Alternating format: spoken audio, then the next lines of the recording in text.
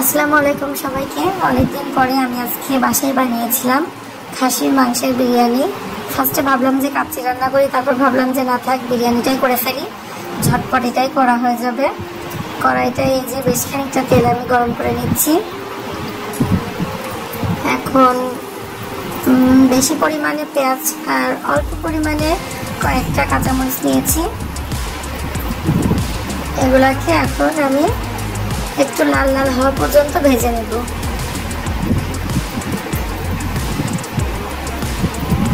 এই যে পেঁয়াজটা দেখুন অনেকটা পরিমাণ ভাজা হয়ে গেছে,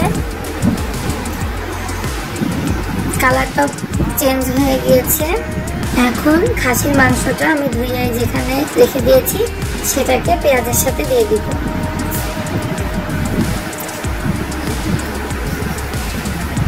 এখন পেঁয়াজ, মরিচ আর খাসির মাংসটাকে আমি একটু মিশিয়ে নিব।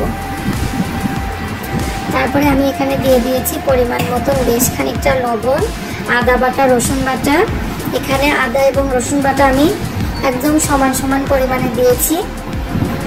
আমার মাংসের পরিমাণ যেহেতু বেশি, তাই আমি আদা আর রসুনের পরিমাণটাও একটু বেশি বেশি করে দিয়েছি। এখন এই যে সবগুলাকে আমি ভালো মতন একটু টাইম ধরে রান্না করে নিব। আর এখানে আমি পাতায় বেটে নিয়েছি জিরা, সেটাকেও আমি দিয়ে দিলাম। আর এখানে আমি সামান্য পরিমাণে মরিচ গুঁড়া দিয়েছি আর দিয়েছি ধনিয়া গুঁড়া, আর ওপর দিয়ে দিয়েছি গরম মশলা গুঁড়া। এখানে আমি এক্সট্রা কোনো বিরিয়ানি মশলা ইউজ করছি না, বাসায় যে মশলাগুলো আছে সেগুলো দিয়েই আমি আজকে এই বিরিয়ানিটা রান্না করব। এখানে আমি ফ্রিজে দেখলাম একটু টক দই আছে, সেটাকেই আমি চামচ দিয়ে একটু কষ্ট করে বের করেছি। আর উপর দিয়ে দেখুন আমি এখানে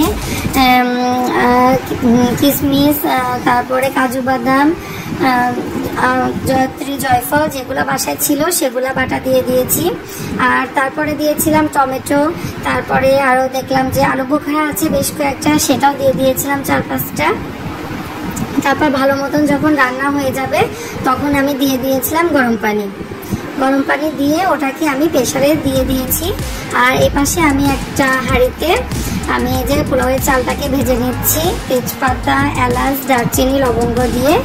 আর আমি এখানে রাইস কুকারে দিয়ে দিয়েছিলাম পানি গরম করতে।